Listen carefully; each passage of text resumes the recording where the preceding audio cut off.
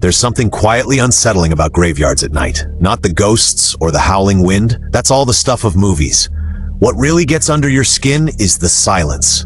The kind that feels watched. You'd think the dead stay still, that once someone's buried, that's it. But what if they don't? What if the real horror begins after the burial, when someone opens the ground again? Exhumations are usually sterile, procedural, a legal order, a mistake corrected. But grave diggers will tell you, some graves shouldn't be opened. Some boxes don't want to be touched. These aren't just ghost stories, these are first-hand accounts from the people who dig into death for a living. And what they've seen, what they've smelled, what they've felt is enough to change how you see the world beneath your feet. Let's begin. Story 1: The Breathing Casket. Location: rural West Virginia, 1997. Don Talbert had been digging graves for 22 years. Quiet guy. The kind of man who kept to himself, worked sunrise to sundown, and never talked much about what he saw. Until one afternoon, nursing a whiskey in a half-empty bar, he told this story. A local family had requested an exhumation. Their son James had died in a car accident a year earlier, and an insurance issue meant the body had to be moved to a different plot. Routine job. Just a few hours of careful digging, lift the casket and transport. But as Don and his assistant reached the casket, things felt wrong. The soil wasn't packed like it should have been after a year. The coffin wasn't fully settled, and when they touched it, it shifted, moved. Don said it felt like something was still alive inside, breathing. His assistant jumped back, pale as ash. Don leaned in, pressed his ear to the wood. He heard 3 slow knocks. From inside, then nothing. The authorities were called. They opened the casket on site, expecting decay, bones, something textbook. Instead, they found a fully intact corpse. No bloating, no signs of decomposition. But the fingernails, bloodied, the lid scratched from the inside. James had been embalmed, autopsied, buried with certainty. But what Don found in that grave didn't line up with science or time. He quit 6 months later. Story 2: The Wrong Grave. Location: Liverpool, England, 2003. There are thousands of old cemeteries in the UK, many undocumented or poorly mapped. When city workers in Liverpool were tasked with expanding a modern memorial garden, they brought in grave diggers to relocate several older plots. One team, 3 men, all seasoned, started excavating a small area marked Plot 39B. The headstone was missing, just a corroded metal plate in the dirt. They dug 6 feet down, expecting a decayed coffin and bones. Instead, they hit stone. A small chamber like a crypt, but unregistered. The slab above it was sealed tight, no hinges, no markings. Against protocol, they pried it open out of curiosity. What they found was not a body, but bodies. 3 of them, positioned in a triangle, arms crossed, eyes wide open as if startled.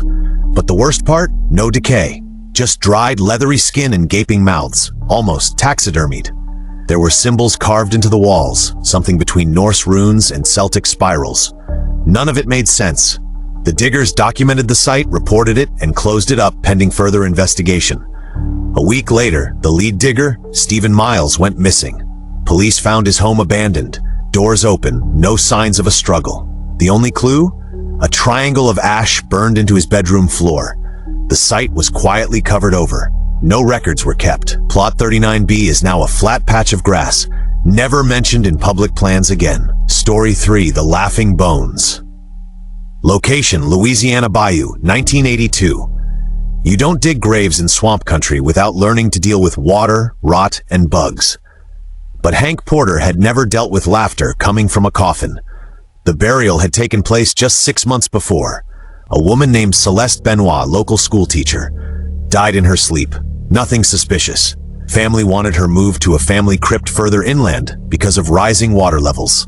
Hank and his brother were hauling the coffin when they both stopped cold. A sound was coming from the box, faint, high-pitched, like a laugh. Not quite human, not quite alive either. They froze, waited, heard it again. 2 short chuckles, dry and sharp. When the box was opened in front of officials, they found her skeleton, oddly posed. One arm bent across her ribs, hand at her jaw, as if holding in a laugh.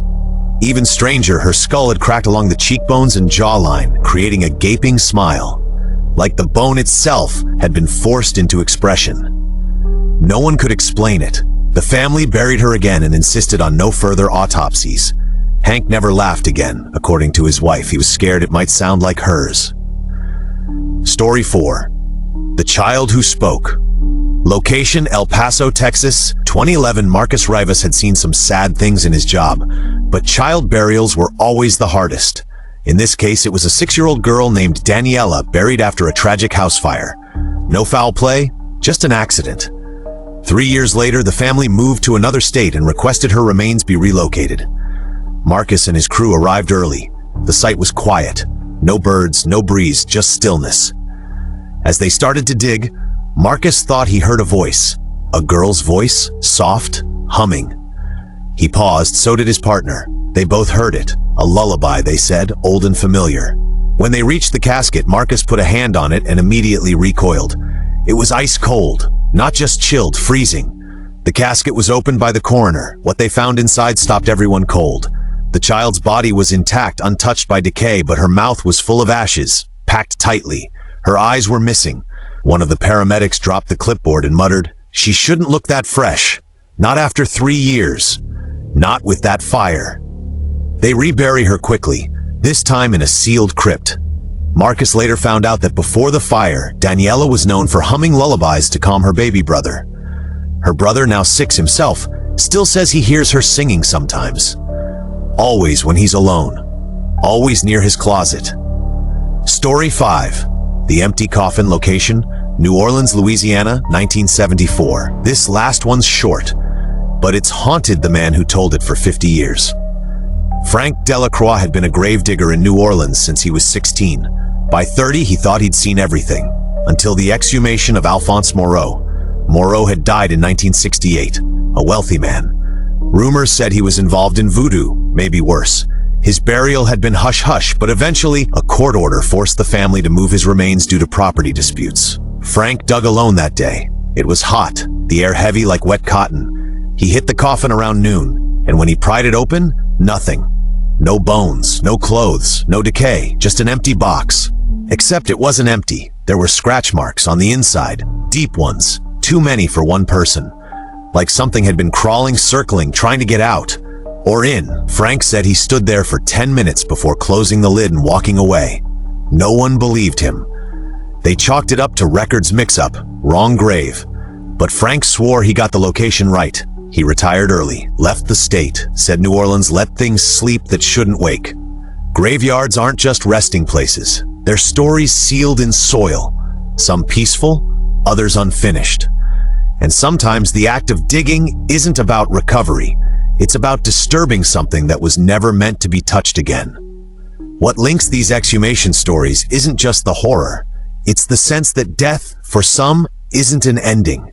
Whether it's a child's voice whispering from the ground, a coffin that shifts when no one's near, or bodies that don't behave like the dead should, these moments hint at something just beyond explanation. Something older, smarter, waiting. These grave diggers weren't ghost hunters or thrill seekers. They were workers, men with dirt under their nails and years behind their eyes. And yet each of them walked away from these encounters changed, quieter, colder, or gone entirely. And maybe that's the real warning, that even when death seems final, what's beneath the surface might not agree. That in the right or wrong moment, a coffin doesn't just open, it answers. Are these stories just the result of stress and long hours under the sun? Or do cemeteries keep secrets we're not meant to understand? Next time you pass a graveyard, look closely, listen. And if you ever feel the ground shift beneath you, don't dig. This has been Spine-Chilling Horror Tales. For more real stories of the strange and the buried, subscribe and don't miss what comes next. Sleep well, if you can.